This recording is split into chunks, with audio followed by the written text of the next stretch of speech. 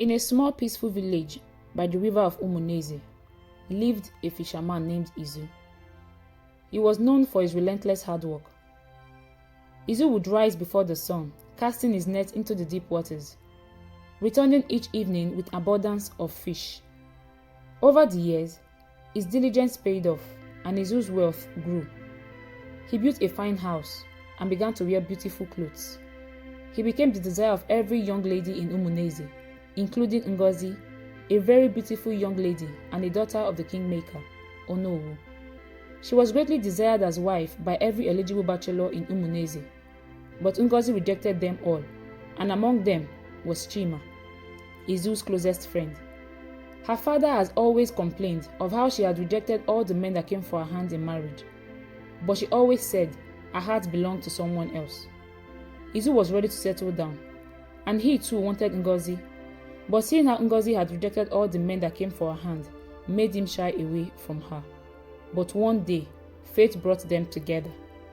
Izu immediately showed his interest, not knowing that Ngozi had been keeping her heart for him. He was nervously waiting for an answer, and to his shock, Ngozi accepted to marry him. When Chima heard it, he became very angry, and in his jealousy and anger, he planned to pull Izu down. While Izu remained humble, happy and grateful, Chima's heart grew dark with envy. He could not understand how Izu, a simple fisherman, had become so prosperous and even married the lady all the men in Umuneze were dying to have. Soon, jealousy consumed him.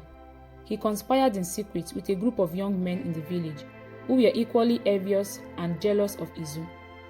And together, they went to the king and suggested to him that he honors Izu with a title of chief, seeing how wealthy he has become.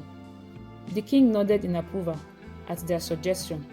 Izu's wealth had indeed brought respect to the king and the village. Let it be done, the king said. That evening, the king summoned Izu in secret. You have worked hard and brought honor to this land, the king said. I will make you a chief, but there is a condition. He handed Izu a small golden ring. This is my ring of authority.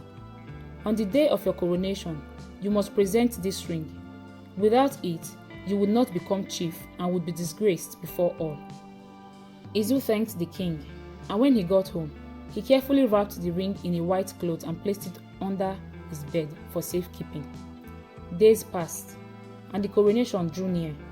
One afternoon, Chima came visiting. My dear friend, I hear the king is planning something grand for you, Chima said, flashing an evil smile. Izu smiled back, and he told Chima about the king's plan. Can you believe it? Me, a simple fisherman, honored as a king, to be given a chief of the village. He laughed. The king gave me his ring, and I have hidden it well under my bed, wrapped in a white cloth. Chima faked a smile. You deserve it, my friend, he said, though the darkness in his heart deepened. 3 days before the coronation, Chima visited Izu again. He found him on his way to the river. I was hoping to get some fish from you, Izu, he said. I have some left at home, and there's no one at home because my wife had traveled to see her family. But you can help yourself.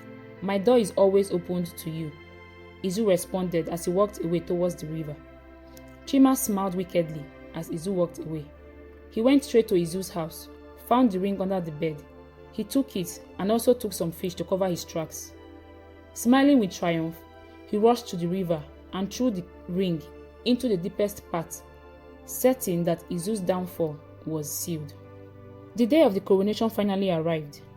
Izu, unaware of what had happened, said he was going to catch some fish for the celebration.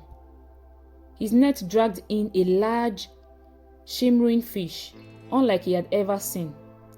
As Ngozi cut the fish open to clean and cook it, she noticed something hard inside its belly. Cutting it open, her eyes widened in disbelief. She called her husband to come and see what she had found inside the fish. There, covered in scales and slime, was the king's ring. Izu's heart pounded. He washed the ring, his hands trembling. When he went to check under his bed, The ring he had hidden was gone. Realization hit him like a storm. Only Chima had access to his house. Betrayed by his own friend, Izu felt a deep sorrow, but also a strange sense of calm. At the coronation, the villagers gathered, and drums were beating as the king sat in his royal chair, waiting for Izu to present the ring. Chima stood nearby, watching with anticipation, sure that Izu would fail. As Izu stepped forward, Chima approached him and congratulated him, saying, "My friend, finally the day has come for you to become the chief of Umuneze." Izu, however, stared at him with a quiet intensity. The moment had come. From his robe, Izu pulled out the ring and held it up for the king to see. The crowd gasped in amazement, and the king smiled with approval. Izu presented the ring with steady hands. Chima's face fell, but he quickly forced a smile, hiding his shock and anger. The crowd cheered, oblivious to the drama that had unfolded behind the scenes. Later that evening, as the celebration roared, Izu sat quietly in a corner, drinking from his cup, his mind heavy with thoughts. Chima approached him one last time, faking happiness. "Congratulations, my friend. Finally," he said, his voice tight with bitterness. Izu looked at him and smiled softly. "The river knows no secrets, Chima. Whatever you throw into it, always find its way back." Chima's face immediately became pale, but he said nothing. The weight of his actions settled on him like a heavy veil. He turned and disappeared into the crowd, defeated not by Izu's wealth or success, but by his own jealousy and envy. Moral lessons. Learn to talk less.